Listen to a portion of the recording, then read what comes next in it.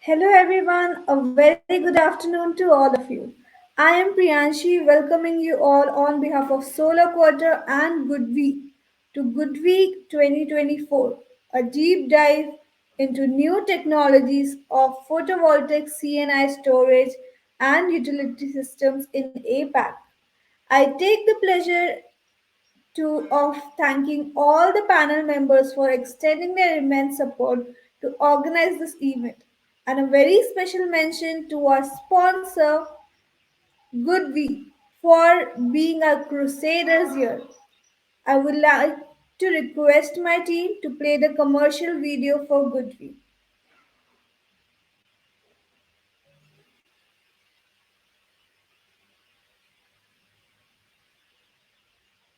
In the realm of transition, we ride the wind and waves.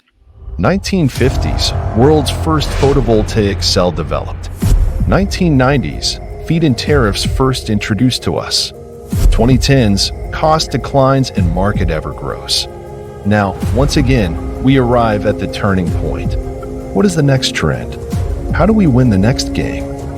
We find strength in unity. We collaborate, share knowledge, resources, technologies. We together progress through challenges. Wisdom guides us forward. High-efficiency batteries, smart grids, eco-friendly buildings. Mystery of light awaits answers. Worldwide we lay out strategy. With eyes that span horizons wide, we craft the future, side by side. Goodweek, the smart energy innovator, navigate opportunities and challenges, moving toward the age of EcoSmart. At the next phase, where dreams cascade. Journey with us, we at the next phase. Save the date, and together, we script a new chapter.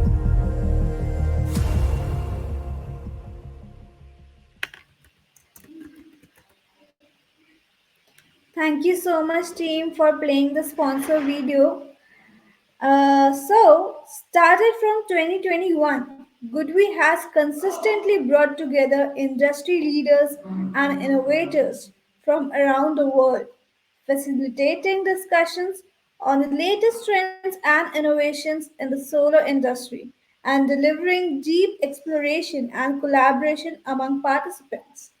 Building on this foundation, Goodby 2024 aims to cover key products and solutions across CNI and utility scale sectors, with a particular emphasis on energy storage, safety solutions, along with the innovative applications of string inverters in the utility scale projects.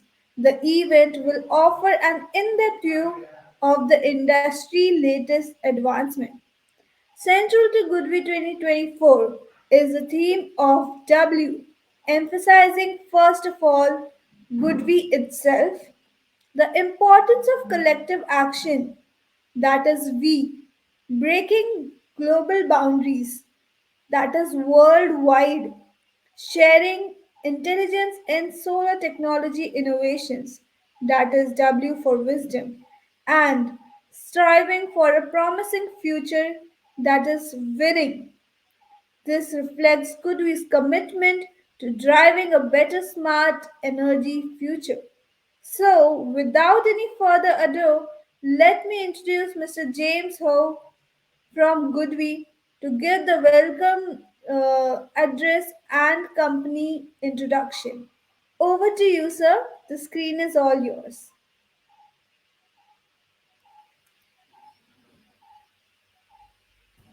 Okay, let me put on my screen first.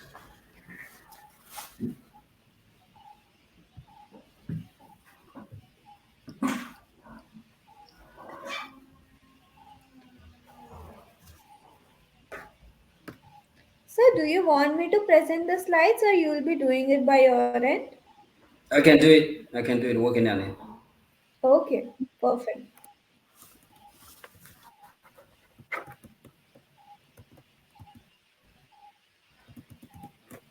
I can see the excitement from the audience. Thank you so much for sending this Huh. email. Yeah. So Over to you can you. see my screen, right? Okay. My screen is visible now, right? Not yet, sir.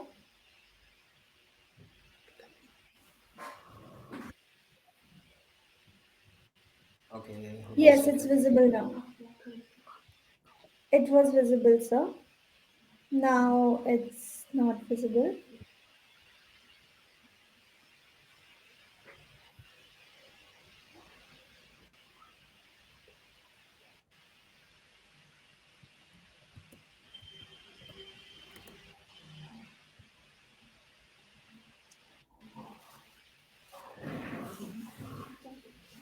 Yeah. Okay. So my name is James. In charge of a Goodweek business for Asia Pacific. And first, I want to thank you all for coming to our Good Week 2024. We have been holding this event regularly every year now. So we aim to create this communication platform between us and our customers. So we have received very high comments from our customers. So we're gonna do this every year. So hope to have your continuous support on this. So now I'm gonna start with my presentation of our company profile. So our mission is to driving the world's smart energy future, and we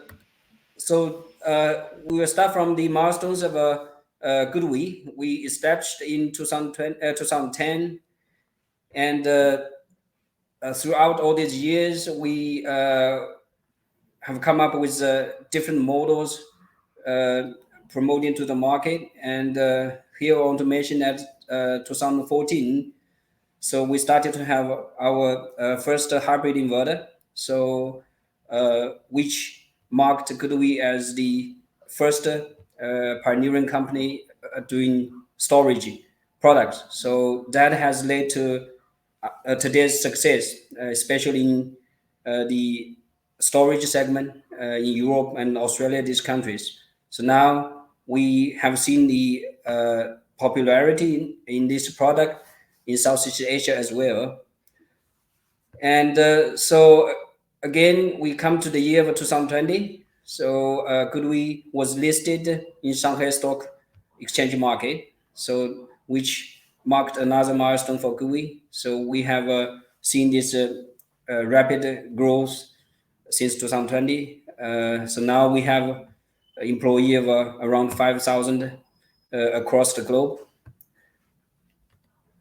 Okay, so we come to this page about the key figures of Goodweek. So total employee more than 5,000, and more than 1,000 for the R&D, and the overseas employee uh, has come over 150. And our 2000 uh, our last year revenue was 735. Actually, the 2023 number is just to be released very soon because we're a listed company. So we need to have the audited version. Then we will announce to the market. So, and again, that is some good growth there in last year compared to 2022. So this is a production capacity, 30 gigawatt for inverter and 2.1 gigawatt hour for the battery. And we have more than 10 subsidiary companies across the globe, more than 20 service and sales points in different countries as well. And we have 4 R&D centers based in China, and 3 production facilities. 2 are in China, 1 in Vietnam. So the Vietnam factory will present a very good opportunity for Goodweek to reach out to uh, more markets with more benefits. I mean, not just Goodweek, as well as to our customers. So the awards we have won over the past few years, like so the EUPD top brand. So we have won this in different countries for many years. So that is a, a testimony of the customers' feedback about the product performance and the service as well. And from 2015 onwards again, so we were presented by the TV lab, right? So for the product ranking, I mean, based on the testing of the performance. So that is to present to our customers about good wood quality. So 2029, Wood Magazine ranked Goodweek as the number one residential inverter supplier, and so 2021, I mean Bloomberg remarked us as the most financially stable inverter company. In 2022, the world's top three storage inverter supplier. Again, I mean we have won this silver medal by EcoVadis. Global installation 52 gigawatt and 2 gigawatt in storage, 23 for residential on grid, 21 for CNI, and 4 gigawatt for utility. So our market share in different countries, uh, like Czech Republic, we have 50%, mostly for storage, right? This market is majorly installed the storage inverters. And the Netherlands, we have 30 for the residential and 15% for CNI. And so we come to Germany, a very particular country. We have achieved 30% for the storage here in this market, so which is quite impressive. And Australia has been our most stable market for many years, so we have maintained it to be the top supplier in this market for more than 6 years already. So our market share in Australia is 30% for rooftop. And we have 10 warehouses in the overseas countries, I mean, which will provide the fast delivery and also a better service to our local customers. And the product portfolio, so residential start from 0.7 up to 30, and our CNI range from 25 to 125. And so then we come to the utility. We have now two models for the utility segment, 250 kilowatt and 350 kilowatt. And for storage, we have three up to 100 kilowatt. And also we provide batteries as well. And we have the BIPV products and EV charger also. And so all these products can be connected and monitored by our own developed smart energy management system platform.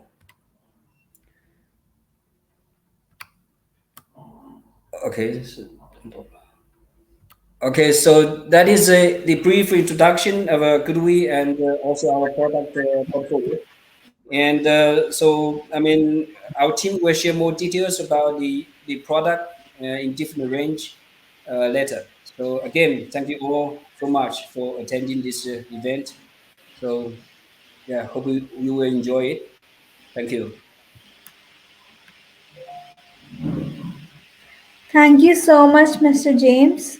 So, moving ahead, we have a knowledge presentation on SEM market overview by Mr. Baldev Singh from S&P Global. I welcome on the screen, sir. Please take it ahead. Can you guys see me? Yes, sir, we can see you. Hi, thank you.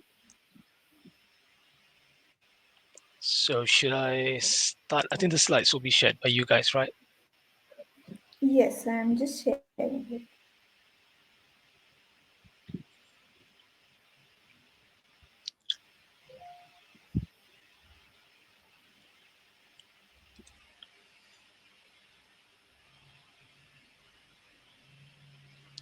Yes, sir, please start. All right. Thank you so much. And yep, good afternoon to everyone. And I think today I'll be just discussing on, I'll try to cover as much as I can in this 15 minutes. I'll be covering India and all the other markets after this. Just a brief introduction. I'm Baldesh. I'm an analyst for S&P Global. And yep, next slide will be mainly what we do. So the clean energy technology at S&P Global, we actually deliver most of the insights on clean energy technologies globally, and our data backs from 2006 that we've got, and we cover the whole supply chain from polysilicon to modules, inverters, and also the trackers that are used in the end markets and investors. And we are located everywhere, I think from Europe to Asia. Like I'm based in Malaysia, Penang. So the next slide.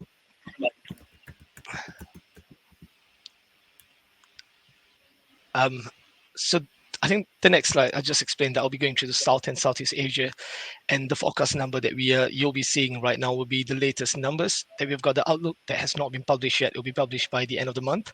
So you're getting the you know utmost latest view from our end. And yep, just a note that all the numbers that you'll be seeing will be in megawatt DC. So for the module capacity that's installed. And for the first slide, I think it's good to start with India at first, since they're the third largest PV market after China and US. Can I get the previous slide? Sorry. Thank you. And after a difficult 2020, I think India has been propelling right now, and rapidly they've been ramping up the installations. The target was 500 gigawatt for renewable energy capacity, and they are moving towards a lot of initiatives, government initiatives, for example, the ISTS, which was charges for solar and wind power sales, and they've got some revised renewable generation obligations as well. And in addition to that, they've got some structured annual auctions that were for 50 gigawatt capacity. And rather than just focusing on the renewable side of it, they've also been pushing on transmission lines. So they've got a scheme that's called Green Energy Corridor Scheme, which will be focused on transmission lines and focus. They've got a lot of focus on content raises. That's one thing that's kind of a problem, not really a problem, outlook that we are looking at for India will be the content that they are using. That's the new policy that is ALMM. That might have some impact on how much capacity that they could provide to the country itself. So right now, most of it is being imported, and in April they are reducing it. I mean, that was the plan to reduce it just for the plans. Okay. Hello. So that's one of the issues that we are looking at. And the next slide, I think the countries that we'll be focusing will be mainly on Malaysia, Philippines, Vietnam, Thailand, and Indonesia. If you're looking at screenshotting, I think this will be something that you can have a look at. And it's interesting that we're looking at almost 100 gigawatt of combined solar PV generation by 2030. And most of the national targets that we're looking at, they're looking at by 2050. And as you can see, most of the countries like Indonesia, Indonesia is one of the examples that they are highly dependent on coal generation, and it makes it a little bit that's the challenge that we've seen in the effort to decarbonize. And as you can see, there's another part that we are looking at. There's an increase in power demand. This is something that we've seen after COVID, and also right now a lot of movement of manufacturing. If you've seen the China Plus One policy, it's moving towards Indonesia, Malaysia, Vietnam, Thailand. They are all benefiting out of it, and you can see that there's been an increase towards manufacturing as well for energy. And there's been an increase in solar PV driven by, I think, commercial and utility scale are the biggest one that we are seeing. The others look pretty minuscule compared to these two segments. And I think there's also been some capital injection that we are still looking at. Some of the stuff that we've been looking at was the Just Energy Transition Partnership, which were loans around 15.5 billion for Vietnam and around 20 billion for Indonesia. These are the things that they are still looking at. And give me 1 second. I've got a couple of notes more. I'm making sure that I'm not missing out anything. Um, yep. I think that's, oh yeah, another stuff that we've been looking at is Singapore importing energy as well. Those are the things that we'll be looking at our forecast on how it will be impacting the market in Southeast Asia. As you know, Singapore is not in the list because one is due to land scarcity, and I think that's the main reason why they'll be importing more energy in the future. And if we can go to the next slide, I think I'll be starting with Philippines first. It's a pretty interesting country, which we have seen around 3.5 gigawatt that was just spoken recently. I'm in Philippines a couple of weeks ago, 2 weeks ago, and from speaking to the customers over there and also the other parties that we've been speaking to, we have seen a huge interest from investors as well. from, I think we from more Western investors that were interested in Philippines. For example, the company Meralco, they're coming up with, I think, one of their company which is pushing for 3.5 gigawatt of the largest solar that they've got is bigger than what China has got as well. That's in the pipeline right now. That will be completed for the first phase in 2026. SPNEC will be the company that's helping them out with it. That's their part of their sister company. And you could see that the target has been 35% for the renewable energy side of it. And the last decade has been a boom for them, mainly driven by the feed-in tariff scheme that they've got. And but it was halted when it was oversubscribed. And right now, the market has been driven on one hand by direct agreements, and the other one is by distribution companies itself. And Philippines has got also one of the highest electricity prices in Southeast Asia, which is pushing towards renewable to be more lucrative, to be a better option for them. And I think moving forward, we've got a couple of big projects, like I just stated, 3.5 gigawatt of solar. And then there's a latest thing that's, I think, mentioned 2 to 3 days ago, I think maybe a couple of days ago, which was a partnership with ASEN and a Bright Night. And that was announced of 1 gigawatt of renewables in Philippines. So ASEN is pretty big. Those were one of the stakeholders that I've met and spoken to, and they're seeing huge potential in it. And but there are some challenges that we should be recognizing as well from the, I think, from the previous construction that they have done. One of it was for the complexity where the geography is. They've got a lot of islands over there, and that is actually, you know, being a hurdle for any of the new implementation of solar projects over there. And another addition to that will be the grid connection. I think they're quite far from wherever the grid is. For example, the 3.5 gigawatt project right now, they are seeking for more investors to it because they need to invest on grid as well, because it's further than wherever the, places that they're trying to export it to. And yep, I can go to the next slide. Sorry, I'm just trying to rush it as much as I can because there's quite a lot of things to cover. Hopefully, I can do it in time. So the next country will be towards Indonesia. So Indonesia, we've got an energy mix with a minimum contribution that they're expecting around 23% from renewable sources. And the only drawback right now that they've got, they're trying to reduce it to 17 to 19%. That's the local, that's the latest news that we've got. But in addition to that, I think I would like to raise a couple of the new projects that they've got in Indonesia. For the past decade, they've been pretty big.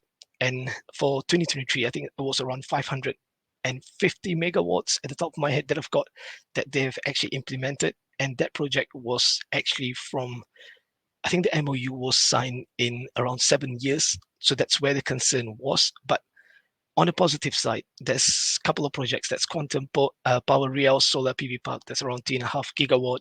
We've got another project that's around 1.38 gigawatt that are in the pipeline right now. And I think all of you will be interested in what's happening with the latest regulation for the rooftop uh, policy that they've got. So there's no more power export in the policy, where from our end, we expect that to have an impact on the residential side of it. But for commercial side, it will be fine because there's no cap anymore. There wouldn't be any capacity charge no longer applied. I think this will be a beneficial thing for the commercial side of the business. So hence why, if you can look at our charts, it looks that you can see that there's an increase in commercial side of it as well, whereby most of the energy that's produced will be used by the factories or businesses that are there. And there are some challenges that we are seeing in Indonesia.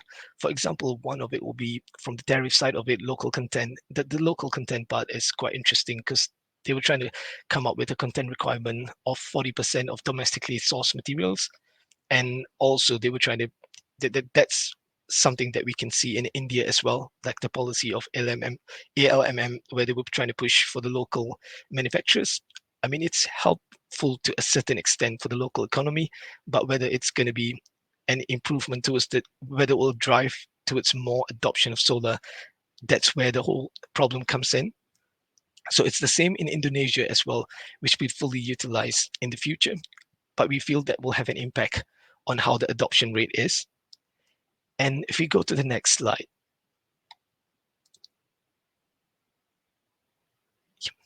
thank you. So in regards to Malaysia, I think Malaysia has been performing more than what we have expected, sorry, it was supposed to be more on the slide. I think, yep, the expected stuff from Malaysia was being, it's more interconnected to Thailand and Singapore and Indonesia. And Malaysia is also strengthening, in a sense, they had a feed-in tariff prior to this with a limit to it. So that has been a really good policy that's been propelling, and they've got really large-scale solar projects that are coming in. So those large-scale projects are actually allowing them to propel way compared to other countries that they've got. So around last year, I think for 2023, we've got around 550 megawatts that was installed, which is better than what we have expected as well. I think most of the projects that we've relied prior to this has been coming up into, they have been fruitful compared to the other countries that are there. And yep, can we jump to the other slide? And here is an example. I think I've put Vietnam and Thailand together because there's a huge distinct difference compared to the others that we have got, where the large utility scale was the main business. But whereas for this, when you see Vietnam and Thailand, they are more focused on towards commercial.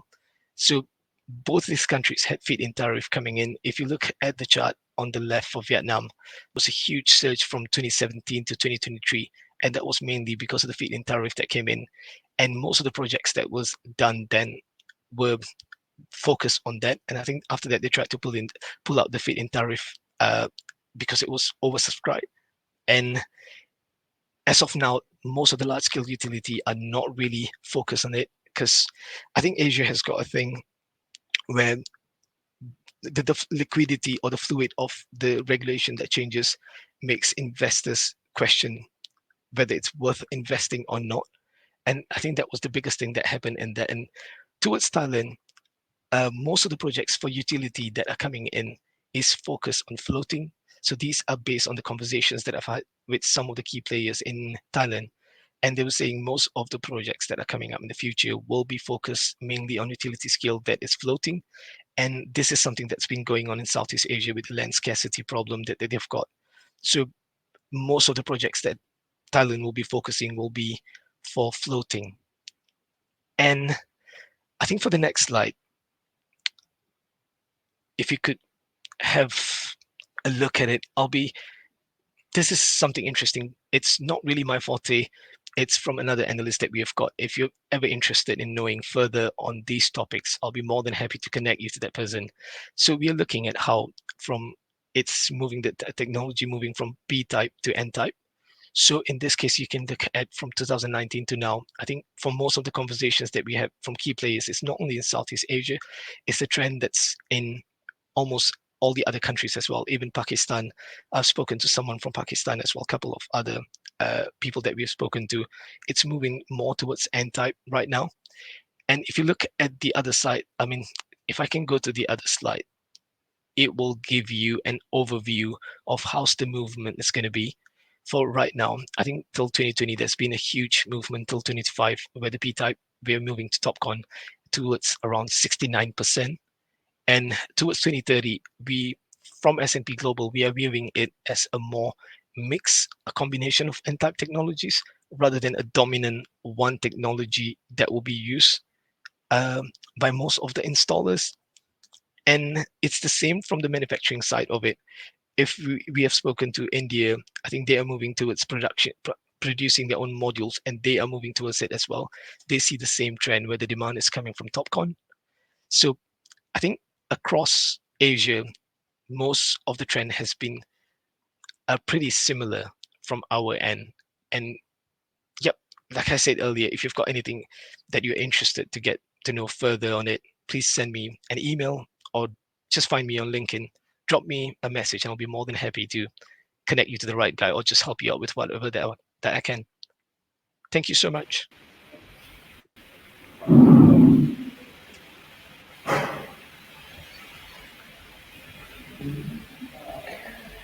Thank you so much, sir, for the insightful presentation. So, moving ahead, the next presentation is on Goodweek Utility Solutions by Mr. Jay Young from Goodweek Solar Academy. Let me call him up on the screen. Mr. Young, the screen is all yours. Please take it ahead.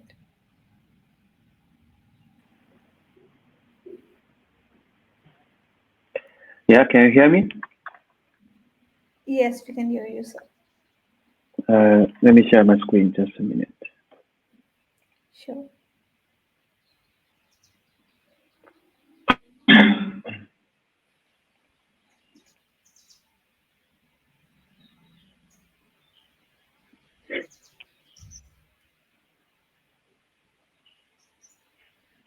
Can you see my screen?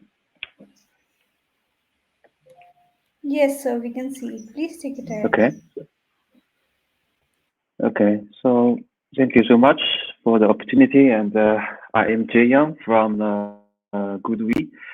I'm the solution engineer for the utility parts. And today I will give you an introduction of our utility solution and our product. So I have three parts to share with you. First is overall solution of the utility, and secondly, I will give you a detailed introduction of our utility product and also our monitoring product.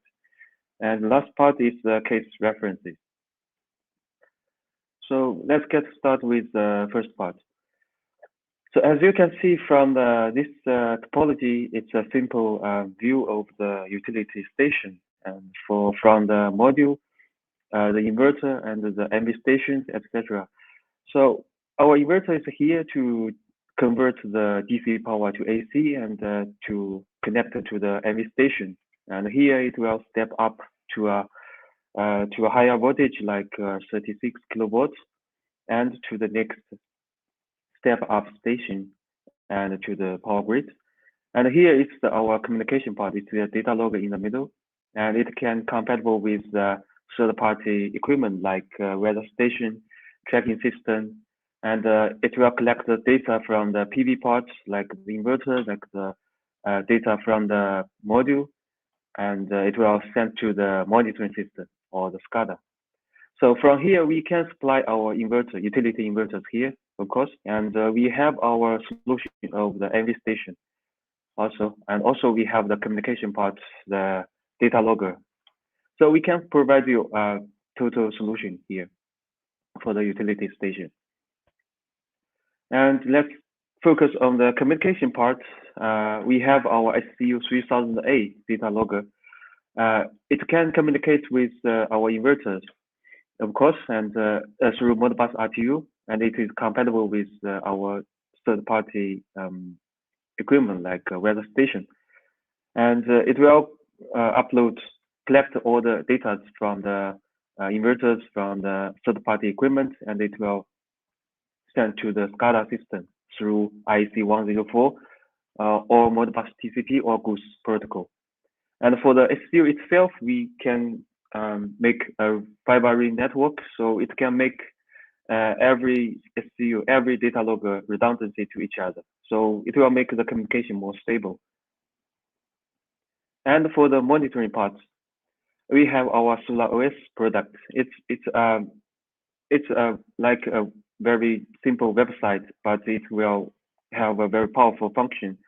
It will have all the data from the PV area, from the module, from the inverters, and it can control the MV station, the inverters, etc., to make the power scheduling or updates of the inverters, etc. And it can also transfer the data to our customer. It will provide a very friendly interface to our customer. So from just one website, our customer can see all the information from the PV side, PV area. And it can also give our customer very friendly functions like they can analyze the data, generate reports, and also to diagnose it or scan the IV curve to see if there's abnormal happens. So this is a general view, and the second part I will give you a detailed view of our product. So in the for the inverters, we have generally two inverters. One is 350, another is 250. And for the 350, we have it is compatible with most the modules on the market. So in the market, there's generally two modules. One is generate like below 50 ampere current, and another is the big current modules generate like 17 or 18. So we have two types, and we are compatible with all the modules. And for the communication, we have POC communication, and we are using the mid-band POC. It's working in a higher frequency, so makes the communication more stable and faster. And we have noticed that for the AC cable, more and more customers are using the aluminum cable, so it will make the cable thicker. And we have the AC cable box maximum supports 400 square millimeters cable, so we can support the aluminum cable. And for the protection, we have type 2 SPD, and we are verified by the third-party laboratory to prove that we have IP66 and C5 corrosion level. And also we can give the support of reactive power to support the weak grid. And for the modules, we have, for the module PID effect, we also have solution for that. We have PID recovery or anti-PID for the modules. And I will give you a detailed introduction on the following page, next page, for the PID effect, for the PID function. And also we have the test reports. We can reach maximum 98.8% efficiency. And for 250, we have similar features. And so we give you a table to compare the 250 and the 350. So for the AC side, for the 250, we have 3 output cables. It's like a one phase cable per phase. For 350, we have another option, 6 cables. It's like 2 cables per phase, because when it comes to larger power, the current will be bigger. So it will make the cable thicker. So make 6 cables will reduce the size of the cables. So it will be easier for our customer to laying or install the cables. And for the PID solution, both the 2 inverters has 2 solutions, but for 250, we can choose only one of them. And for 350, you can choose both of them. And for both inverters, we are guaranteed that at 40 degrees, we are not derating. And for the MPPT and the CI, it also has some little differences. So as I just mentioned, for the 2 majority modules in the market, we can compatible for both 2 type of inverters. And also for the DC side, we have our intelligent DC switch. It's fuseless design, and it is directly controlled by DSP, which will be more faster for the break. And for the PID, we have 2 solutions. And in the night, we have PID recovery, and in the daylight, we have ITIN PID. So in the night, it's like a repair function, and in the daylight, it's like a prevention solution. And for 350, you can protect the PID effect by 24 hours, because it can choose both of the features. And for the data logger, we have our SCU 3000A communication box. It is supports RS-485, also POC. Sorry. And also it can make a fly-by-wire network, and it is also compatible with third-party equipment. Also, we have our transformer station products. It's like everything is inside the container. So the transformer is in the middle, and in the right side is LV room, where it is connected to the inverter. And the NV side, after the transformer step up, it will to 20 kilowatt or 36 kilowatt, and it's maximum to 40.5 kilowatt. And the capacity of the transformer can reach 9 megawatts for 350 inverter. And for the NV part, we can provide CVC rain main unit. And so this type of product is very compatible, and it is very convenient for transportation and maintenance. And because we left the majority work inside our factory, and to the site, it's only to put in put in the foundation and do the cabling. And so it will be very convenient for our customer. And for our SolarOS, it's a monitoring system, and it will show a very friendly interface to our customer. So from the own website, we can our customer can see all the information over the PV parts, and also can see some curves like the generation of the day, and they can export the reports. And also it will alarm if there's some malfunction of the PV parts, it will alarm to the customer, and the customer will locate the location and to send the labor to do the maintenance work. So last part, it's our case references. This is our project in China. It's 50 megawatts. We are using UT inverter. You can see the inverter is above the lake, about 2.5 meters above the lake. So the humidity is very high. And for the inverter itself, we have IP66 and C5 corrosion level protection. So we can ensure our inverter can be very reliable under this environment. And also, this environment is not so friendly for the modules. It is very easier for the modules to get PID effect. And also, our inverter, we have a PID solution to prevent the PID effect. This case is from Malaysia. We supplied our MV station and also the inverter to Malaysia. It's around 11 megawatt station, and it is also very close to the seaside. So the environment is not so friendly, but our inverter and the MV station is running so good. We haven't received any any queries or problems from our customers.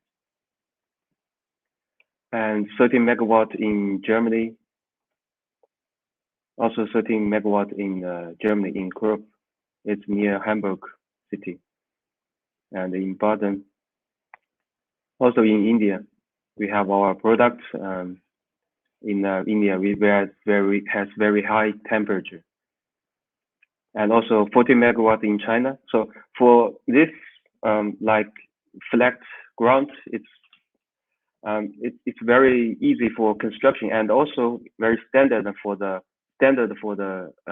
module arrangement. And for this kind, we can choose larger power inverters like 350. It will lower the cost. And but for this kind of it's installed on the mountain, and it's not so regular shape.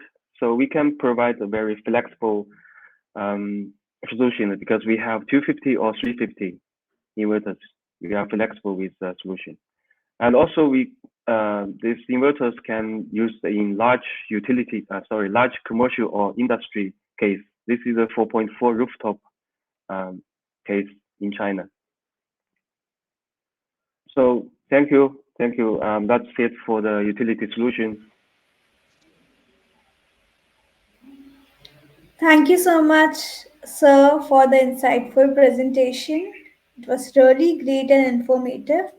So next up we have Mr. Boyce Lee from Goodweek Solar Academy to give a presentation on Goodweek CNI ESS solution. Welcome on the screen, sir. Please do the presentation. Okay, thank you. I will share my screen.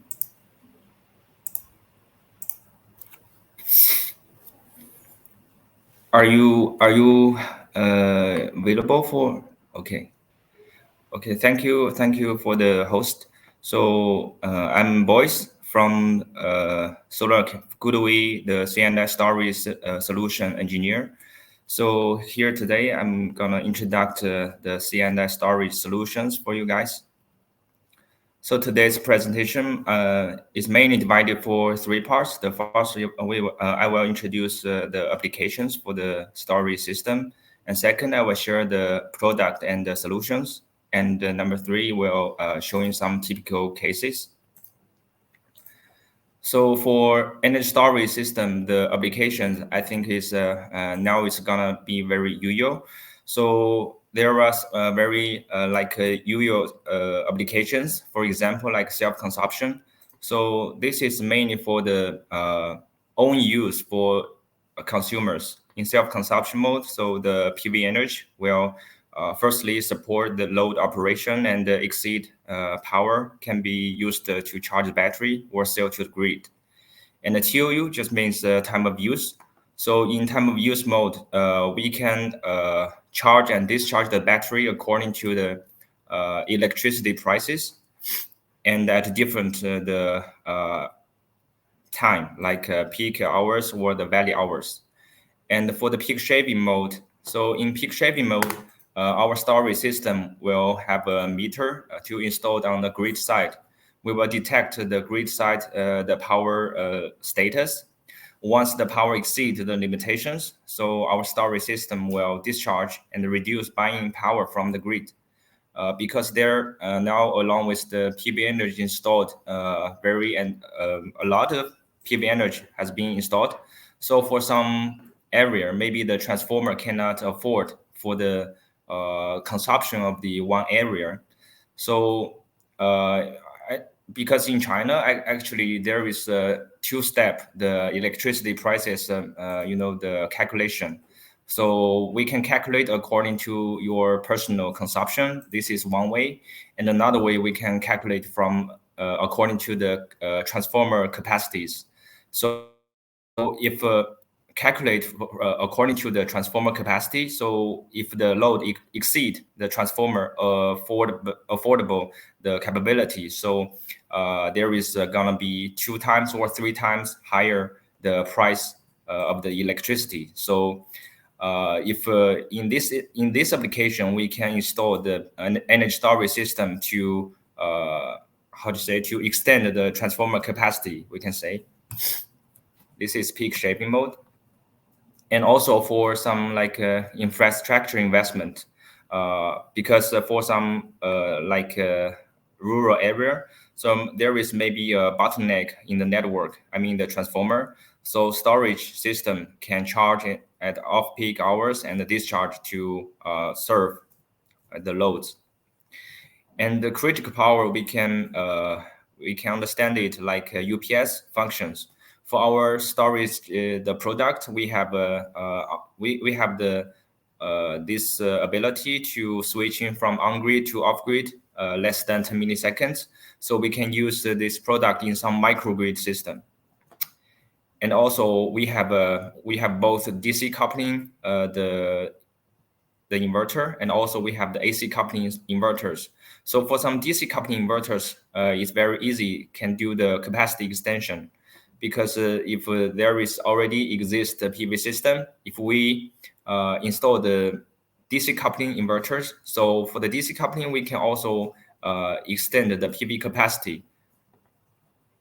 So this is the applications. And also for some area, for some countries, there is also one concept, we can call it like a VPP. Also, we can call it like energy storage community. So in this situation, so each consumers, we can install the PV power and energy storage system to integrated like a energy trader supporter. So we generate the energy we generated exceeded our consumption, so we can put it into the energy trade supporter. And if another area need this energy, so it can do the transmission. So we also using like this application, because this is already, I think, in some Europe countries, for example, the Australia, the France, they already have this kind of applications. So this is also one of the most important applications for the energy storage system. Okay, so for so many the applications, so what we can offer from Goodweek. So this is our C&I, the product family. So we can see this is all like a hybrid inverter and a PCS. We have the indoor use and also outdoor use. The indoor like a BTC, ETC, we can put it in the distribution like the house, or we can put it into a container. And also for EAC, BAC series, so this is outdoor type the storage inverter. So EAC just means the DC coupling, the B just means the AC coupling. So there is a little differences. And also here is our battery system, so which we can compatible, and some accessories. So first of all, let us see the ETC series. So for ETC series, we are modular design. So for each module, for example, this ETC just means it's DC coupling solution. So we have the MPPT module and DC-DC module for boost the battery voltage, and DC-AC module for the power conversion. And STS module just means this module is used for on-off grid switching, and some circuit breakers and wiring, and also like lockable wheels and EMS module.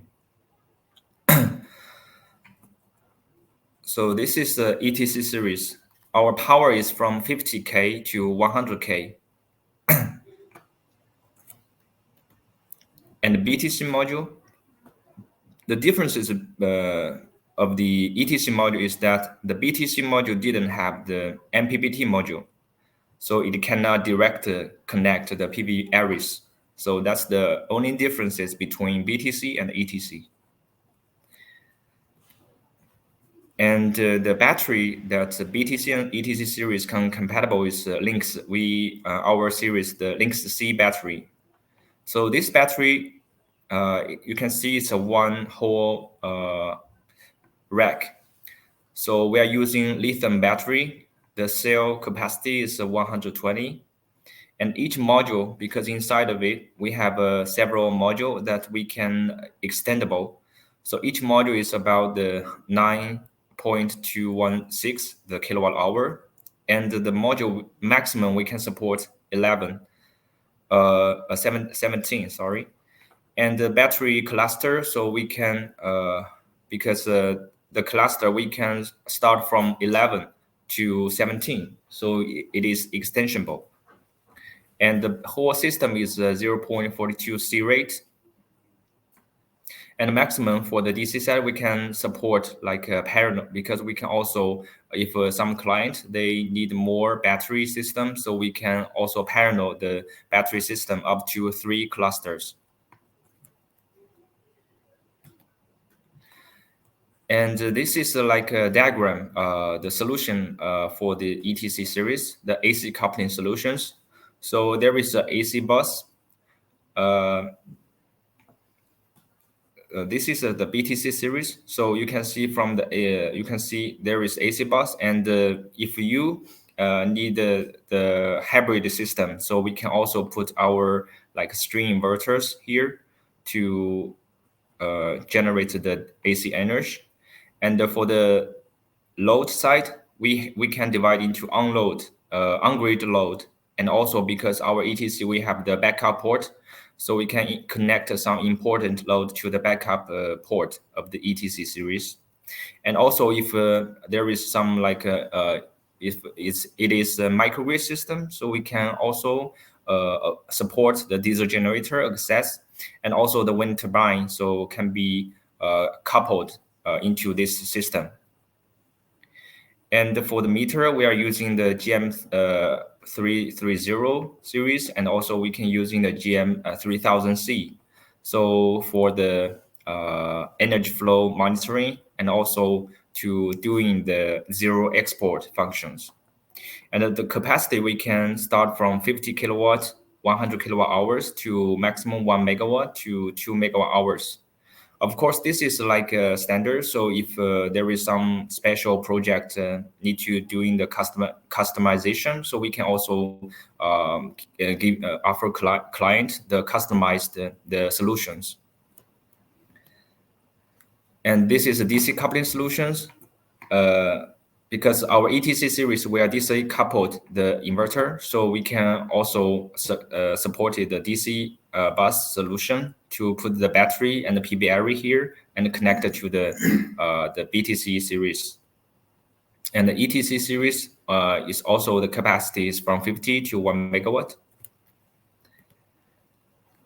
And this is for the parallel connection. So how we do the system zero export solutions. So we just need one smart meter connected to the master, the ETC, and the other ETC will be the like a slave mode, and we can do in the system zero export. And another one is for the BAC series. The power level is 50 kilowatt and 100 kilowatt hours. So for this one, we are outdoor design, so IP55. And for the we integrated the firefighting system, the air conditioning system, and also the battery, the PCS inside. This is like AC coupled, so there is PCS inside and also EMS local controller inside. And for the monitoring, where we are support the 4G and the Wi-Fi, and also we have the remotely monitoring platform. So for this one, there is some features. So independent, because for our this BSC series, we are like modular design, and if we parallel connection, each BAC will not affect each other. It means there is no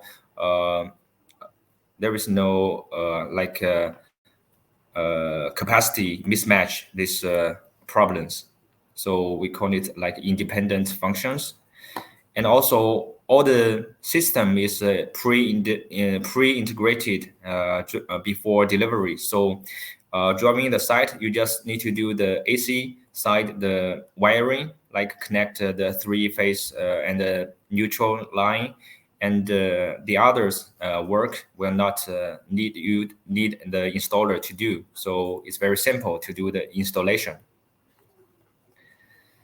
And this is the AC coupling solution for the BAC series. So also we can support the parallel the connection, so maximum to 650 kilowatt to maximum 1.3 megawatt hours.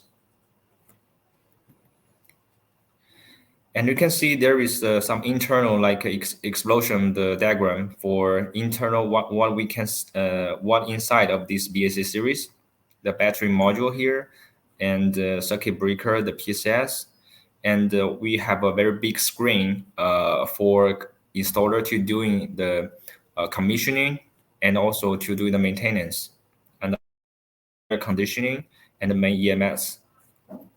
So this is inside view of this product, and they're showing some like a system parameters. So here I just quick jump to these parameters here.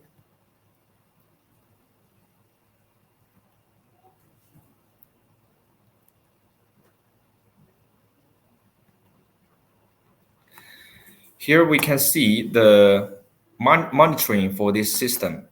So this is what we can see from this big LCD screen. So in this LCD screen is this. We can monitor the system, all the parameters, including the PCS, the EMS, the battery, and also the air conditioning and firefighting system inside of this screen. And here you can see some the real time the data, the PCS. We can monitor all the power, the PQ and the voltage, current, and also some discharged the energy what we discharged, and also some STS, AC/DC module. All of the informations we can monitor through this little screen. And also we can do some control for our BAC series. We can set in the mode, and also we can set the power factor there. And also we have the black start functions. When we're doing the first commissioning, if there is no grid on site, so we can direct, after we connect the battery, we can click the black start, and the system will start drawing off grid. And this platform is for remotely monitoring for this system. So we are using our V platform to do the remotely monitoring for this system. So here is showing this page for remotely monitoring page. So you can see we can monitor all the like the same of the what we can monitor during the LCD screen. All the PCS parameters and battery parameters, and also some auxiliary monitoring system parameters we can all see from this remotely monitoring platform. And then if we have it, so we don't need to, if there is something going wrong of the system, so we don't need to go to site to do the maintenance. We can remotely to judge what kind of a problem it is. So if there is some small problems, we don't need to go to site. So you will save a lot of labor cost for for the project. Okay, and also this one is we call it is another product. So Lynx C 60 kilowatt hour, the outdoor cabinet. So this one we will compatible with our ET 30 kilowatt to combine to all-in-one solutions of the hybrid solutions. It's DC coupled. And here showing some basic parameters for this one. We can have the AC cabinet, and also we can if we need the battery extension, we can only buy the battery.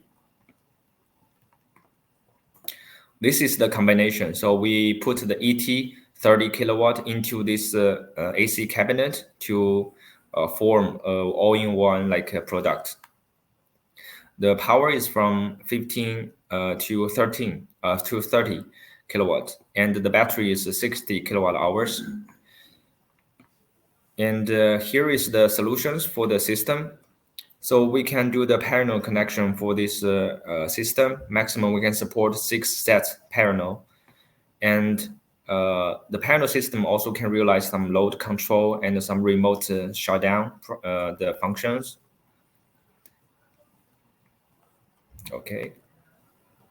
So here is the extension of the energy storage for this Lynx C outdoor product. So you can see here is the battery cabinet. So for the battery cabinet, we can maximum extend 3 sets. So in total is 180 kilowatt hours. And for the AC side panel, so maximum we can do 180 kilowatt and maximum to 1 megawatt hours. So this product mainly for some small C&I the scenario. Yeah. And this is the internal diagram for this product. We put the ET here, and down there, this is a wiring hole and the battery module and the PCU there. And this system, we also has the air conditioning and also firefighting system inside of it.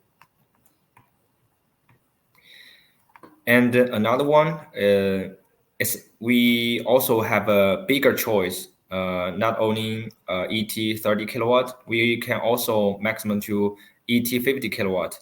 So ET 50, we can compatible battery is our own self-designed the Lynx C outdoor, and also Lynx C the battery 138 kilowatt hours. And also another brand is like Dennis. We have doing the compatibility the test for this. This is the battery compatibility with ET50. And for this system, we can also support on and off grid the panel connection. There is like 2 different method. If we are using our like Easy Link to doing the panel, so maximum support 4. And if a client has more inverter need to be paralleled, so we can using the SEC 3000R and maximum support 10 inverters parallel connection. So this is cost will be lower, and this is we have a more parallel numbers, but in will cost higher than these solutions. So this is different choices provided to client. Okay, the last part is some of the cases we have done. So this project we are using the container solutions. We put 8 sets of the ETC inside of the container, and also using our Lynx C battery system. The total capacity is 800 kilowatt and over 2 megawatt hours of the battery system. And this is what we done in Germany. It's 50 BTC and Lynx C battery. And this is also one project located in Germany. And this is in Malaysia and also in Austria and Australia, Spain, and this is in China. This project is totally off-grid system, and the client using the diesel generator to charge the battery. So this is also very special, like applications for this product. Okay, thank you. My presentation is that's all. Thank you so much, Mr. Lee, for the presentation. So, before we start the panel discussion, let me call upon stage Miss Nicole from Longi for a techno commercial presentation. Miss Nicole, welcome on the screen. Please share your presentation.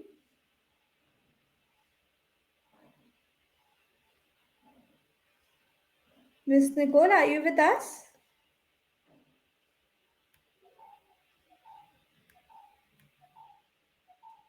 Okay. So, we are not able to connect to Miss Nicole at this moment, but nevertheless, we can start with the panel discussion. Here, I would like to make a small announcement. Attendees can post their questions in the Q&A box, and the speakers will answer those questions at the end of the panel discussion. So, to discuss this and more, we have our experts with us, Mr. Mohammed Najib bin Mohammed Hussain from College of Engineering at University Technology MARA, Mr. Emmanuel from Goodweek, Miss Nicole from Longi, Mr. Leon Liu from Solar West, and Mr. Baldev Singh from S&P Global. Mr. Mohammed Najib, sir, will be the moderator for today's session. Over to you, sir. Please take it ahead. Okay, thank you, Miss Priyanshi. So hello everyone. So again, welcome to Goodweek 2024. So now we are in panel discussion session. I am Muhammad Najib Hussain from Malaysia, and I am delighted to serve as your moderator for today Q&A on Southeast Asian market insight and application of solar. So before we dive into our agenda, I would like to take a moment to express our gratitude to Solar Quarter as the organizer and the sponsor, GUI, for making this event possible. So today we have an exciting lineup of panel who are already presenting their topics. And without further ado, let's kick off with the first question to Mr. Emmanuel. So Mr. Emmanuel, okay. So we have two questions for Mr. Emmanuel. So first question, how do you perceive the current state of Philippines solar market, and what strategies is we implementing to capitalize on the opportunities in this market? Over to you, Mr. Emmanuel. Can you guys hear me okay? Yep. Hello? Yeah. So good afternoon, everyone. Yes. Would like to say thank you for joining for this event. And basically, right now, the Philippines, I would say, we are now considered as the beacon of the innovation. Harnessing the power of renewable energy resources. I would like to commend what Mr. Singh was saying earlier today. Actually, it's on point. Technically, right now, Philippines, as of November of 2023, 392 solar projects has been awarded, and at the moment, it has a capacity of 132 gigawatts, and 5.7 gigawatts has been installed. So technically, the position of Philippines in terms of renewable energy is really pushing. But the good thing about this is that Philippines is now open for 100% ownership for foreign investor, and we are now ranked as number four as one of the most attractive emerging markets right now for investments. So how basically Goodwe is positioning or capitalizing this kind of opportunity is that just to share with you guys, we started way back 8 to 9 years ago, catering, small CNIs and a few residential clients. But as of November of last year, we are back as full house. So technically, we are now on 100% ready to commit. So basically, we are working directly and closely with our distributor. Same goes with our local partners. So anytime soon, we will be doing some press release for those partners that we are actually working with. But aside from that, I would like to mention as early as now that we are now in the process of getting a good way for accreditation for the national grid of the Philippines. So that means anytime soon, we will be seeing Goodweek competing for the utility scale markets here in the Philippines.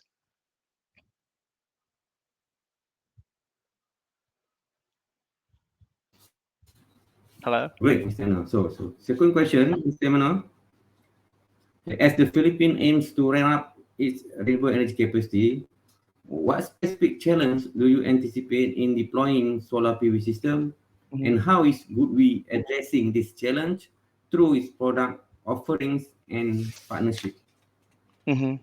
Yeah, sure. So I think it's not just Goodwe, but speaking as a local here in the Philippines, the number one challenge, one of the most challenging part of being an inverter side provider is that it's always the after sales support system. A couple of things that has been mentioned earlier. All over Philippines, the grid that we have here is not that stable, or I would say not the same. So what good we basically is doing right now, we establish our own warehouse in our own office here in the Philippines already, right? And meaning to say we do have our own in-house engineer at the same time. Not only that, but we are also working closely with our engineering team to really make a customized product according to our market here in the Philippines. So, meaning to say, some of the extended support that we're actually offering to our clients is basically we're working with them like hand by hand, like going to their sites, if possible, or extending our help to their engineering side, and then doing some seminars and certifications just to make sure that we can address the direct concern of the end user, but not just our distributor side.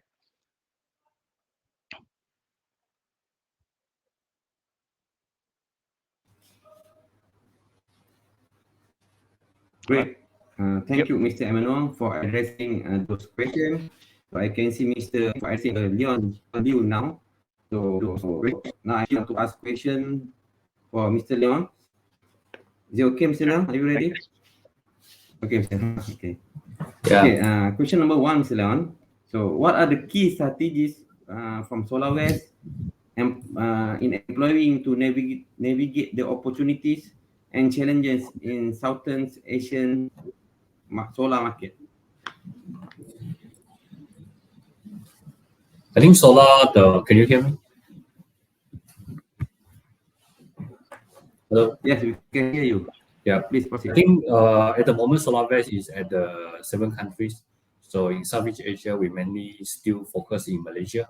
But outside of Malaysia, we are in Singapore, Philippines, Vietnam, Brunei, Thailand, and Indonesia.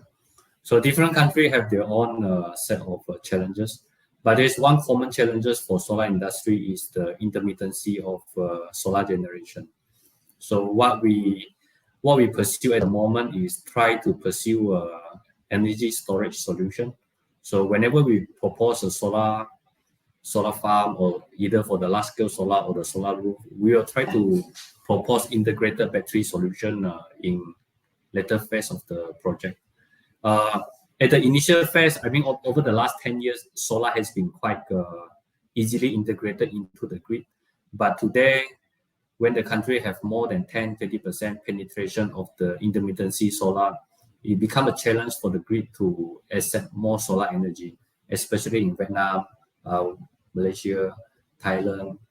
So these challenges can be addressed by the energy storage solution. So going forward, we try to integrate the energy storage as part of the proposal when we are trying to develop the new project.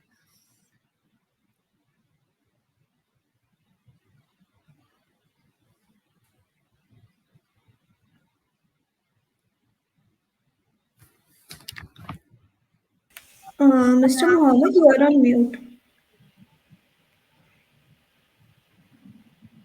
Okay.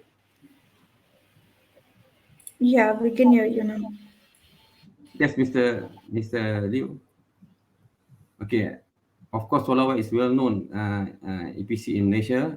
So we also in Penang did install 200 kilowatt-hour BESS from Goodweek. So maybe we can have further collaboration later on. So second question, Mr. Leon, can you hear me?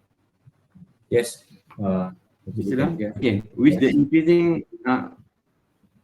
the increasing importance of energy storage, how is SolarWest integrating storage solution into its solar PV project, and what advantages do you see in this approach? Yeah, over to you, Mr. Liu. So since 2022, we have come up with 5 years strategy roadmap. And if you look at the strategy roadmap we announced in year 2022, battery energy storage is part of the long-term business horizon that we started to pursue. And energy supply, solar energy is the upstream part of it. And the midstream, like energy storage, whether it's battery energy storage, lithium battery, hydrogen as an energy carrier, as a storage. So these are the midstream of energy supply chain that we have embarked since 2022. So the first thing we did is we built up the team who specialize in energy storage. So one part is energy storage in terms of a lithium. Second part is the energy storage in terms of hydrogen gas. So these two team expertise has been built in SolarWest since 2022. And we have completed several pilot projects in Sarawak. So we have a completely off-grid system using energy storage as lithium battery. We have an off-grid system using hydrogen storage as well. So with the team of the people we built up, pilot project we completed, and also some policy that we are exploring with different government in different regions for Southeast Asia. I think we are quite ready whenever the demand for battery is coming in. The team is ready to embark and implement the execution.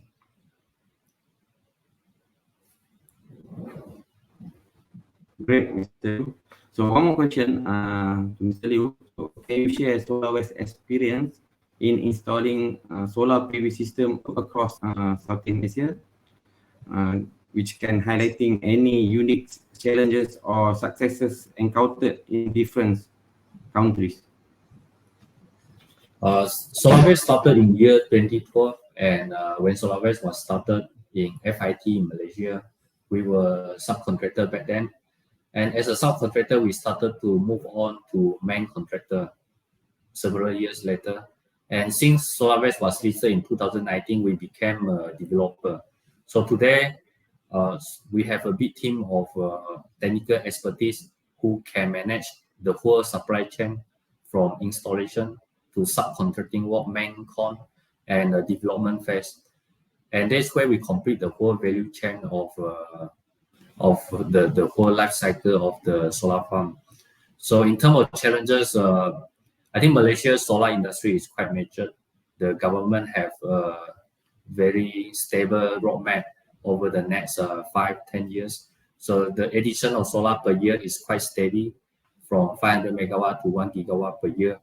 And the grid planning is also moving positively in Malaysia.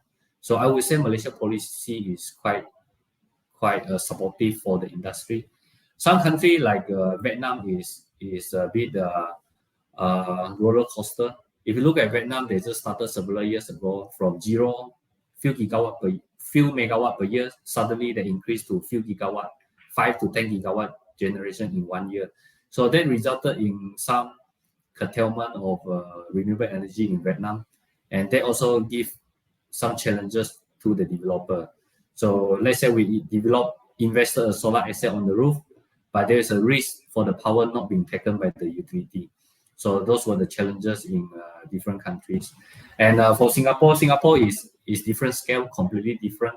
They have limited land, and most of them is on the high rise. So each project is only few hundred kilowatt. Of course, the cost in Singapore is also high because of the local costs, the high living costs as well, contractor costs, licensing requirement. I would say Singapore EPCC cost maybe is going to be more 30 to 50% higher than what we have in Malaysia.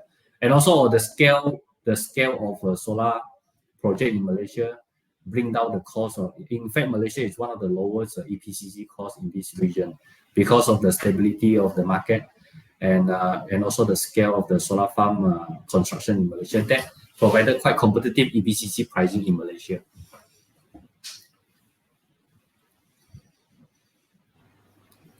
Okay.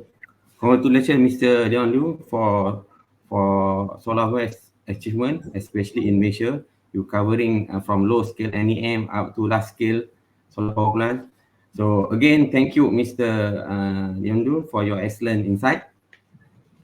Now we move to Mr. Baldi Singh. So, are you here, Mr. Baldi? So we have two questions to Mr. Baldi Singh.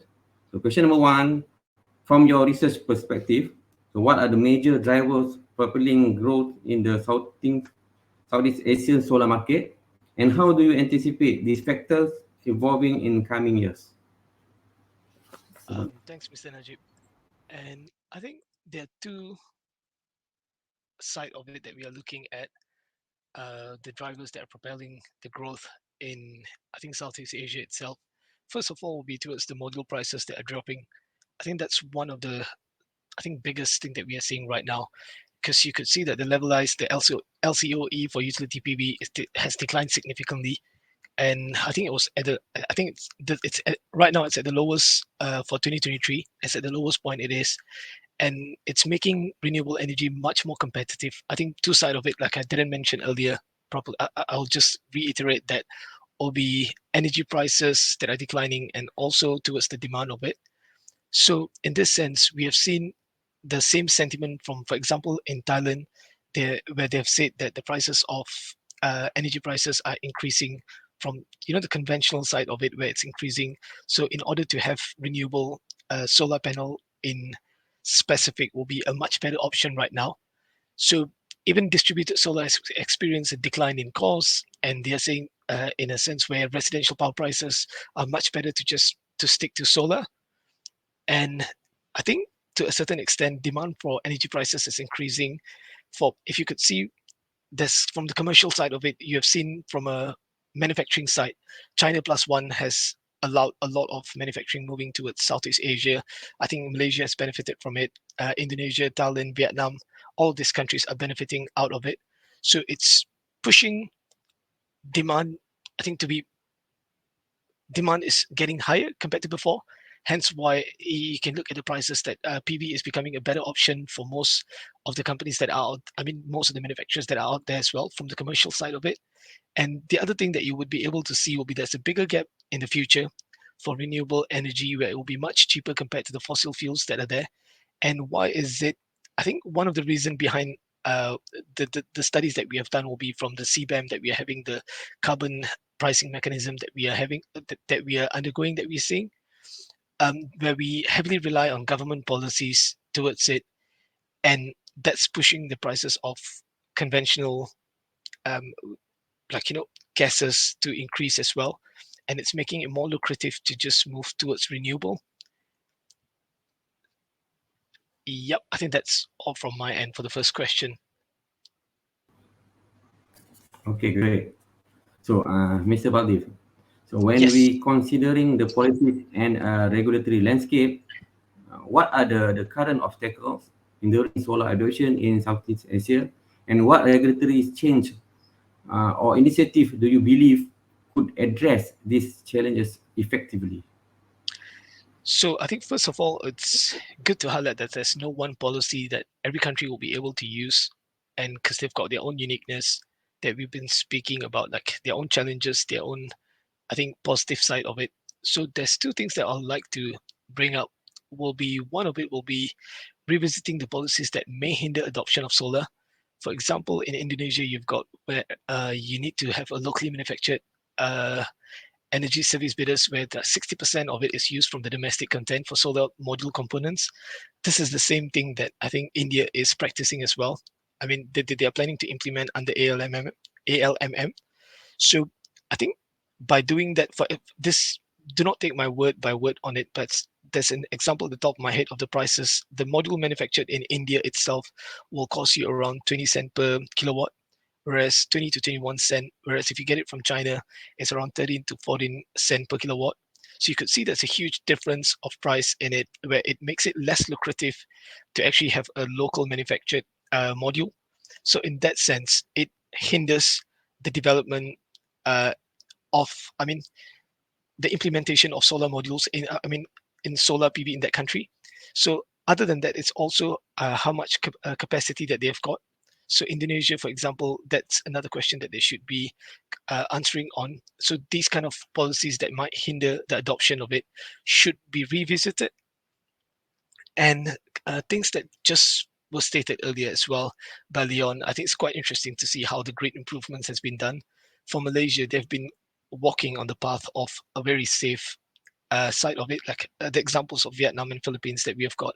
I think Vietnam, what happened was there was a surge in 2020 or 2021 where there was a lot of FIT feed-in tariff that was coming in, but it was not stipulated to a certain amount, where Malaysia has been very careful in bringing up, giving out a certain amount of just limited numbers of, what do you call it? Sorry about that. The limited number of projects that can be held in that 1 year.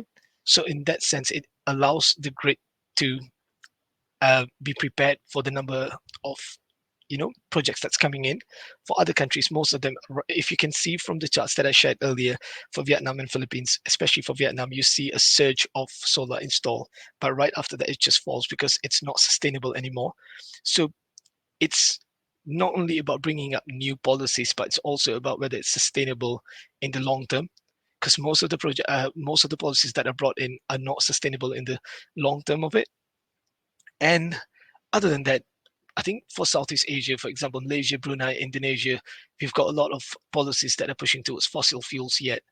And the money, the subsidies that are allocated for that could be pushed towards renewable energy.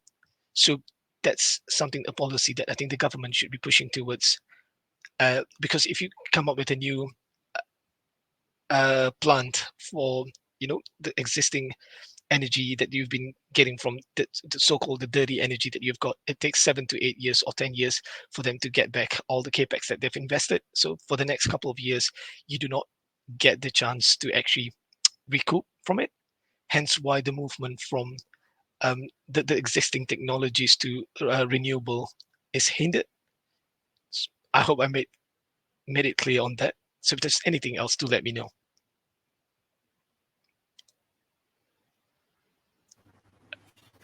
Yes, Mr. Wadis.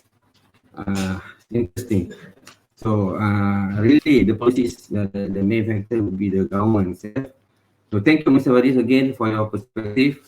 So now let we move to Miss Nico. Are you here, Miss Nico? Okay. Yes, I'm here. Okay. I have one question to you. So how your solution and products are adapted to the demand of the Southeast Asian market? Okay, first of all, sorry for the bad connection just now. So, for the question, so Longi can actually provide customer with the different solutions based on their different project condition, such as the project site climate or the system design. For example, our Sinan service can do the power generation or the IR estimation. And also in an early stage of development or design, so we can also do the project preliminary design. And moving on to the construction stage, we can also provide customer with their engineering consulting to optimize their construction. And finally, for the after-sale O&M stage, we can still help them in the, for example, equipment inspection or the staff training, like maintenance staff training, or some operation and maintenance improvement consulting. So we not only focus on the module selling, but also aims to ensure the whole life cycle quality for our clients. And especially in Southeast Asia market, we also have launched different solutions, no matter in the module design itself or the system solution to fulfill the needs. Like for example, like I will mention in my presentation later, the dust-proof application. So we have come up with two solutions to solve the dust accumulation problem on the module. And also, besides, we have also, like for example, in Philippines, where usually they have a very high wind speed and have higher requirement for the wind load. We also have modules with a thicker front glass or use a different installation method to fulfill the wind load requirement. And also, like since in Southeast Asia, there are a lot of water resources and many project sites are actually near the salt water. So we also offer modules with a higher standard frame to apply in these, like we say, offshore scenario. And like apart from PV, like in order to stabilize green energy generation and to find a feasible route to for the green energy ultimate solution, LONGi actually established our hydrogen sector in 2021 to provide solutions for the hydrogen production. Yeah, and that's all from my side.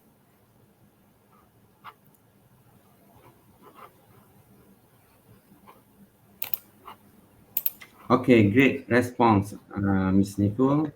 So now I would like to open the floor for question from the audience, and we go to check. We got several number of questions. Maybe Ms. Misha, we can pick up a few questions from here. Um, Sorry to interrupt, sir. Before we take the questions, we can have the presentation by Miss Nicole, since she wasn't Okay, yeah, correct. that Yeah, time. We it's can good. have the presentation now, then move over to the Let me pass Q&A. the floor to Miss Nicole before we open the question for the audience. It's yours. Okay, let me share my screen.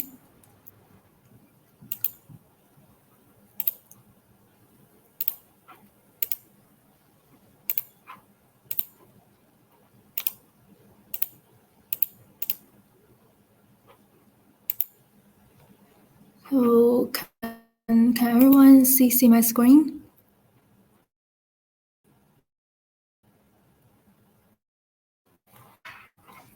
Yes, we are able to see the screen. Can you make it full screen or do the slideshow mode? It's not. Okay. Okay.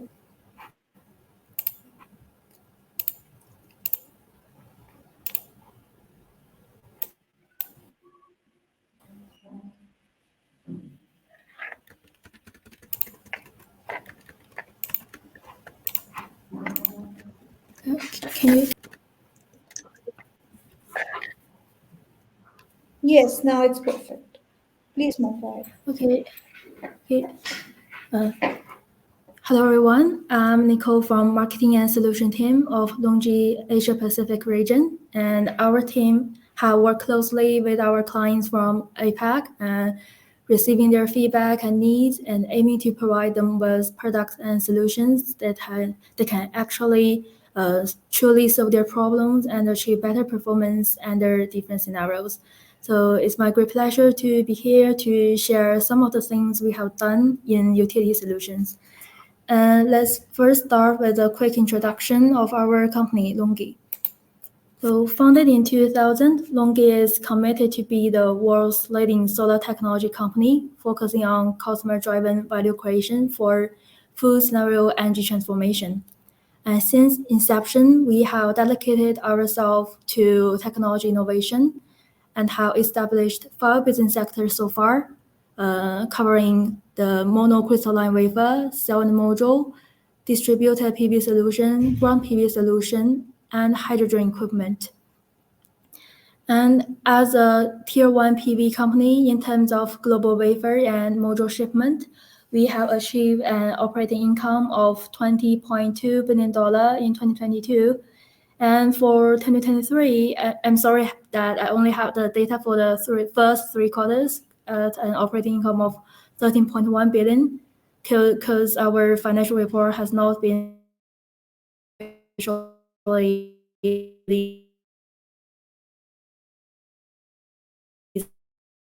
yet.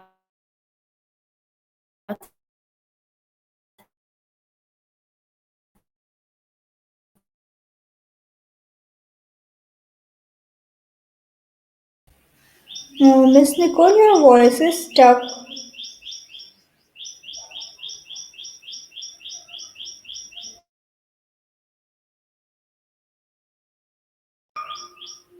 Is everyone able to hear Miss Nicole? Sorry, can you hear me? Hello? Can you hear my voice? Your voice is breaking a Yes, bit. yes, Hello, we hello. can, Miss Nicole. Yes, please Hello, proceed. can you hear my voice? Yes, we can hear your voice. Please present the Yes, screen yes. and take it ahead. Yes, Miss Nicole, we can hear. We can proceed. Let me share my screen again.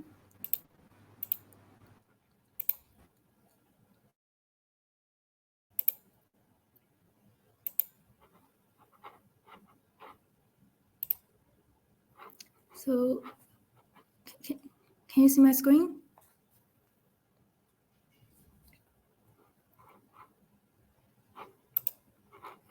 Wait, can you see my screen? Sorry. Yes, we can. Okay. Sorry. Let me go ahead. And for the Alpha score, which is an indicator measuring the risk of bankruptcy in the next 2 years, we come up with a score of 3.0, which is way above the threshold of 1.8, which indicate that we have more resources to survive in the period of price competition and low margins within the industry. And as a solar technology company, we have always been providing a reliable module with life cycle quality to our clients. So we have implemented the product life cycle quality concept through these 4 dimensions, like product design, material selection, lean manufacturing, and authoritative certification. And due to our life cycle quality control, in December last year, our Jiaxing manufacturing basis has been recognized as the first lighthouse factory in the PV industry, initiated by the World Economic Forum. So carries out the intelligent manufacturing approaches to realize the fine production management and to ensure the module reliability performance and increase the batch production stability.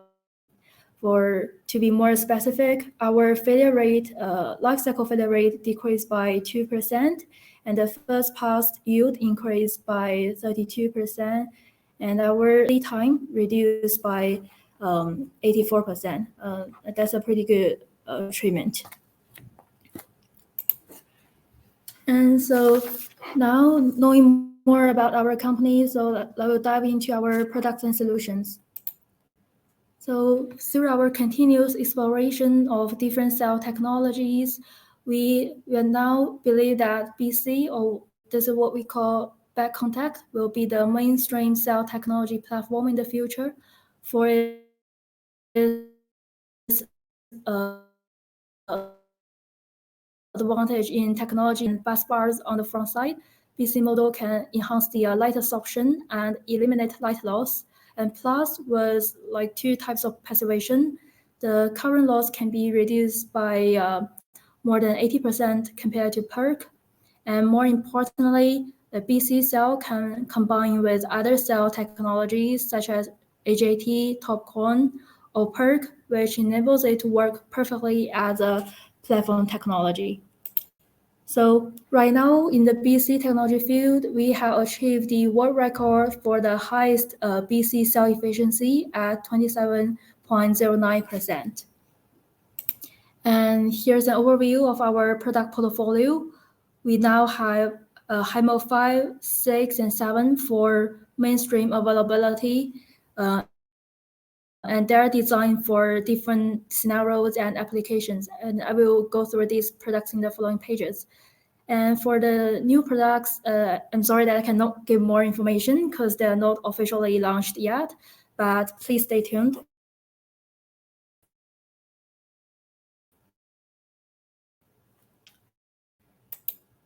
And it's the module with the largest cumulative shipment. And based on the very sturdy and reliable PERC cell technology, and it's well known for its cost efficiency. And for HIMO 6, it's a monofacial module using our BC technology. So without fingers and bus bars on the front side, this module is especially suitable and widely used in the distributed scenarios and also some low albedo application in the utility scenarios. And for our latest product, HIMO 7, it's our bifacial N-type product and was launched last year. And the high bifaciality of 80% and the low LCOE enables it to work in most of the utility scenarios. So here's an overview of product portfolio. Like the comparison, you can see our HIMO 6 module using the BC technology can actually achieve a highest efficiency and power. Then our new products will keep focusing on module efficiency, and they will have a higher efficiency and higher power. So besides module, we also dedicate ourselves in providing the one-stop system solution. So we are able to provide module and system design in all these different kind of scenarios you can see on the right-hand side. So we want to break the stereotype that PV models will require extra lands, which make it difficult for countries with like limited land resources to develop their solar industry. So instead, you can see the PV can actually be well integrated with these natural environment and other industries. And here I would like to introduce some utility solutions we have done, especially for the Southeast Asia market. The first one is the dust-proof application.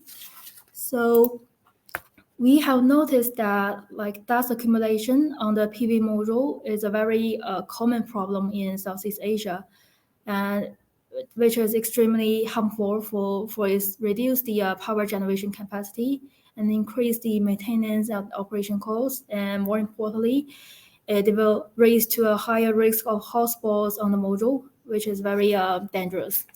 So we come up with an idea of anti-dust module. So this module can be applied in scenarios with a very low tilt angle installation, heavy dust, or places where it's difficult to do cleaning and maintenance. For example, the utility solar farm in low latitude regions. So or the mountain area where the module layout is usually irregular, which makes it difficult to do cleaning. And also the color steel rooftop. So modules installed on those rooftop, the angle is usually low, so it's more likely to accumulate the dust. So what we come up with, the first one is our HIMO 6 anti-dust module. It's based on our regular HIMO 6. We have made some adjustments to the short side frame. You can see here, so the dust is less likely to accumulate. And here's a short video to show how it works. Hope you can see the video. So it's the difference between the anti-dust module and our conventional module. So you can see this one is our anti-dust module. We have made some tiny adjustment to the frame here.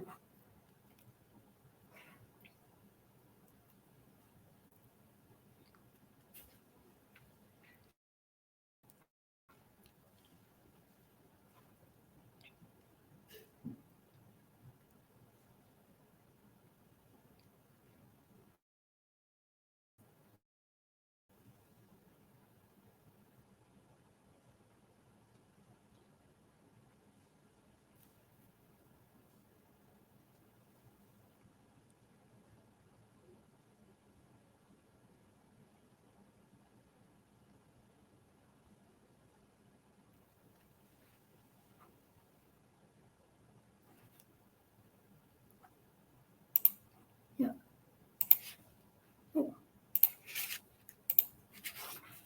Yeah, and also we come up with a second solution because for some projects they are already finished and it's difficult to change module, or if the module are using horizontal orientation. So we come up with a much easier way to achieve anti-dust by simply installing an water drainage clips to the edge of the frame. So on the left-hand side, here's the clips.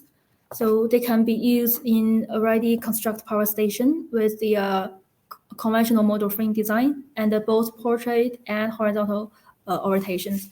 So you can tell from the pictures here, the surface with module with clips is very clean and nearly no dust deposit.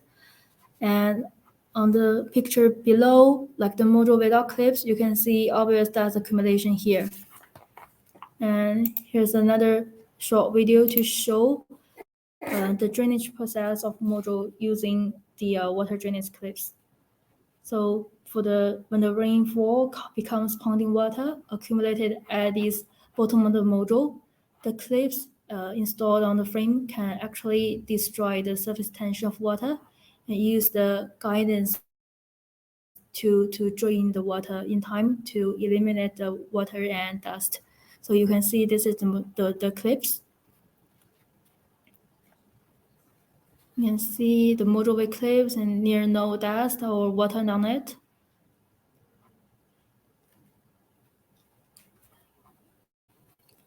And this one on the conversion module without clips, and you can see very obvious dust and water. Yeah. So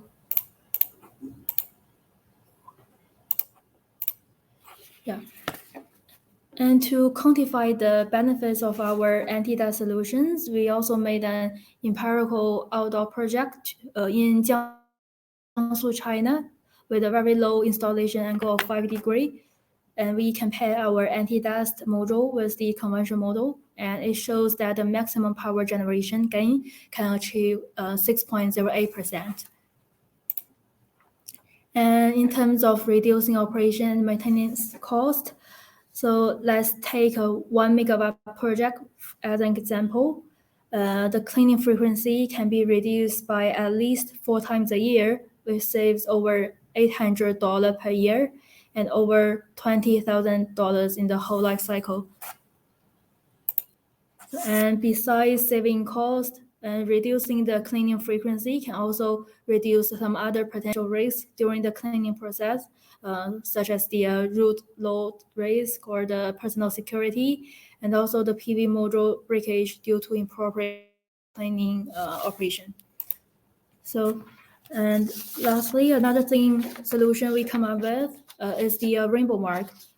So we have noticed one phenomenon in PV industry for the Southeast Asia market, showing that some rainbow marks will occur on the module glass in the project set. So you can see from the abnormal photo here, these uneven color area are what we call rainbow mark. So in order to find out the root cause of these rainbow mark, we made an experimental analysis. Like we used 2 testing group of module that placed in the moist and high temperature environment. and another control group, and we put it in the dry condition without getting wet. So therefore, we can see the module in the like mouse and temperature. They have rainbow mark on it, and for the module in dry condition, then it shows no difference. Like so we come up with the conclusion that in the high temperature and humidity environment, the water vapor will corrode the coating layer of module glass and lead to the rainbow marks. So what we can do to prevent this rainbow mark. So first of all, in the installation process, we will recommend our clients to install the modules as soon as they receive, and also to keep their cartons in the ventilated, waterproof, and dry places. And also for the package, we made some notification in our LONGi menu. And also we put the reminders of the carton. So through these methods, the rainbow marks can be eliminated. Yeah, and that's all for my sharing today. Thank you.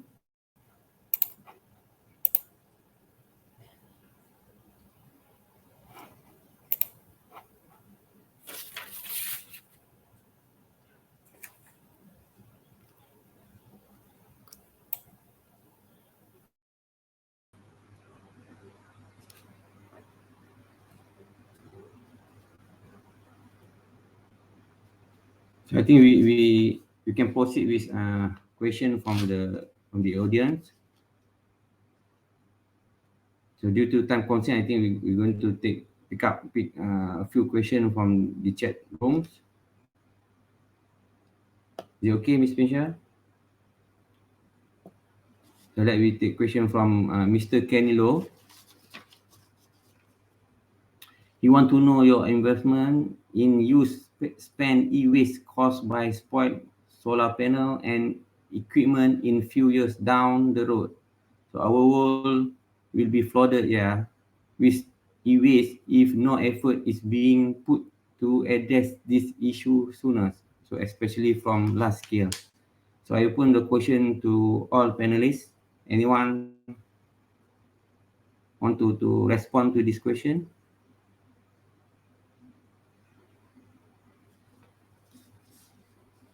Any plan to handle all this waste?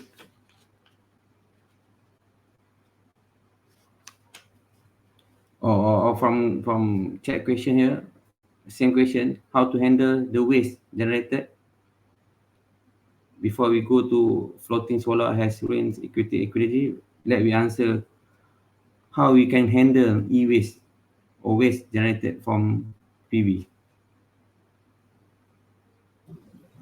Any response from the panel? Or maybe we can call... Yeah, Najib, I can answer okay, this. Okay, thank you.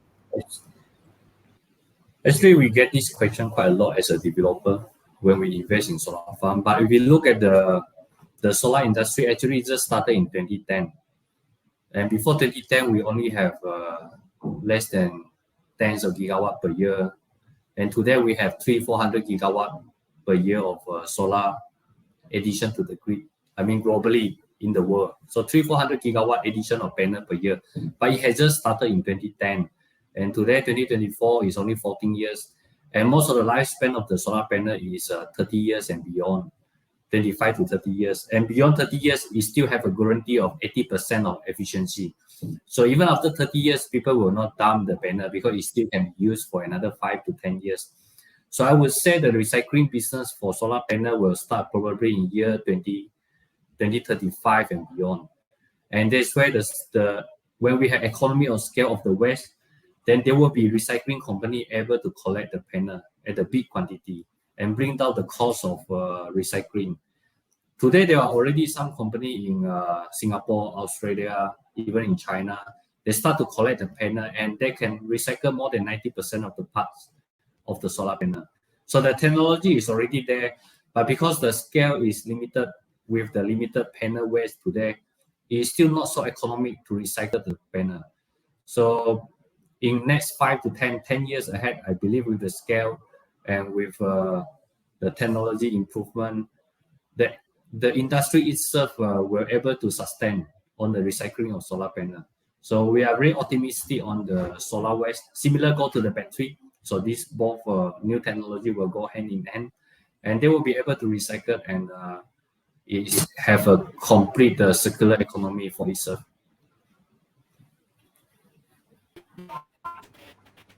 Yes, true, Mr. Leon. Great. Thank you for your response. So I think it's also answered question from Mr. Isham as well as Mr. Kenilo. So another question, Ms. Pinsha, are you here? You want to snapshot the question or at your three? Yeah, I'm so sorry. The network wasn't stable. Maybe we can respond to Mr. Isham regarding to, yeah. Next question, Miss Pinshanshi.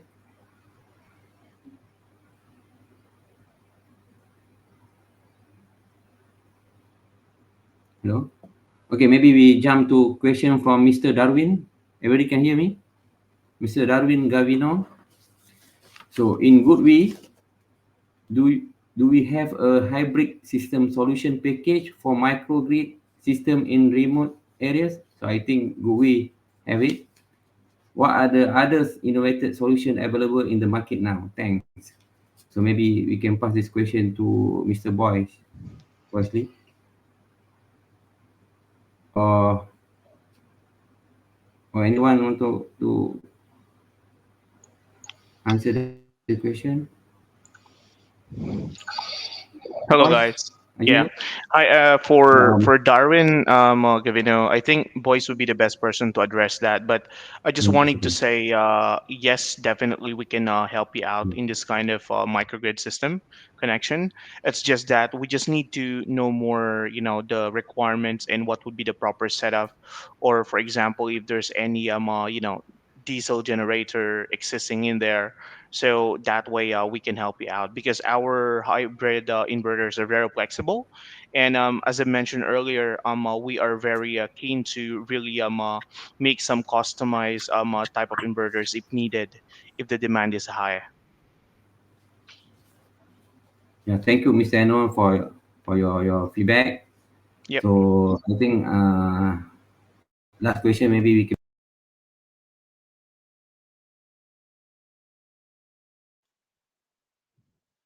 I think you're on mute, Mr. Najib. Okay, sorry. I think we pick up last question, guys.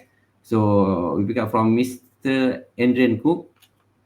So it's always about balancing the power mix in the grid, as we are aware that solar PV is intermittent. So now coming best.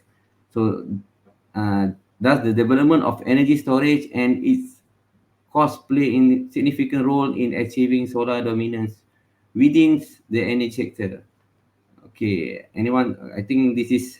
You just give the ideas, or anyone want to respond regarding to this comment? So obviously, Gooey got all the related energy storage to handle this PV intermittence problem. So of course, the solution for this problem will be from Gooey best. Anyone from Gooey want to respond regarding to this comment? Sorry, what was the question again? Najib, it's kind of cutting in and out. So the question, I think, is asking about balancing the power mix. So I think BESS is one of the solution for intermittent. So anyone want to comment? Or I think this is he just giving the ideas for balancing. So we Yeah, I jump think to so. another Yeah. question for the anti-dust solution. Would it play to bifacial glass module which are usually without frame? The question comes from Mr. Andrew Cook from Singapore. Anyone? Yes. Let me answer this question. Like for our anti-dust solution, actually for our solution, we also have some solution for the you have mentioned the glass module, because first of all, for our water clips, it can actually apply to any types of module. So you simply put the clips at the edge of the any types of module, so it can achieve the like the anti-dust. And also for our like HIMO 7 products, we are also considering adding the anti-dust frame, like the one we do the same for HIMO 6. So we may have some this type of products in the future. Okay, thank you, Ms. Nicole. So we are now at 4 o'clock. So I think Yeah. thank you again for all panelists for the insightful answer and sharing. So of course, your input on all the presented topic has provided us with a valuable insight into the Southern Asian market for CNI storage and system. We always appreciate the deep of knowledge you are shared with us today. And I would like to hand over to the organizer, Ms. Yanshi. Thank you so much, everyone, and thank the audience and panelists. Now, we come to the end of the webinar. A very special thanks to Mr. Mohammed Adib for superbly managing the session. A big shout out to the attendees for extending time for this event and putting questions in the Q&A box and actually participating in the webinar. And a very special thanks to our sponsors who made it possible to organize this webinar. We promise you more comebacks with exciting sessions. Thank you. Till then, bye for now and take care. Thank you, everyone.